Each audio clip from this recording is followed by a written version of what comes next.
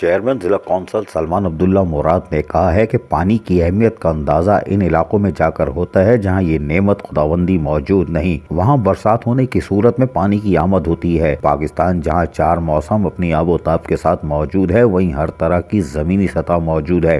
شب قدر میں بننے والے وطن میں ہر وہ نعمتیں موجود ہیں جس کا تذکرہ سورہ رحمان میں ہے۔ پینے کے صاف پانی کے بغیر کسی بھی جاندار کا گزر بسر مشکل ترین بن جاتا ہے۔ اس کی افادیت کو جانچنے کے لیے چیئرمین بلاول بھٹو زرداری نے پورے صوبے میں اس کی وافر مقدار میں فراہمی کو یقینی بنانے کے لیے اقدامات کیے، جس پر پاکستان پیپلز پارٹی کے نمائندے شب و روز اقدامات کرنے میں مصروف بھی ہیں۔ ہمارے ضلع کونسل کی نوعیت ذرا مختلف ہے۔ حدود میں ایسے علاقے موجود ہیں جہاں واٹر بورڈ کی لائنوں سے فراہمی ممکن نہیں۔ ایسے علاقوں میں واٹر ٹینکر سروس کے ذریعے پانی کی فراہمی کا کام کیا جاتا ہے، کیونکہ یہ علاقے وسیع حدود پر مشتمل ہیں، اس لیے ٹینکر کی بھرپور دیکھ بھال کی جاتی ہے تاکہ پانی کی فراہمی میں تعطل نہیں ہو۔ ان خیالات کا اظہار چیئرمین ضلع کونسل سلمان عبداللہ مراد نے گڈاف ٹاؤن آفس میں واٹر ٹینکر کے لیے خریدے گئے نئے ٹائروں اور بیٹریوں کا معائنہ کرتے ہوئے کیا۔ اس موقع پر چیف آفیسر ضلع کونسل مسرور احمد میمن، ڈسٹرکٹ انجینئر فضل محمود گل، ایکسین نور جمالی، رکن council Haji Abu Bakar Memon, water tanker incharge Aslam Brohi, senior اور دیگر بھی موجود تھے۔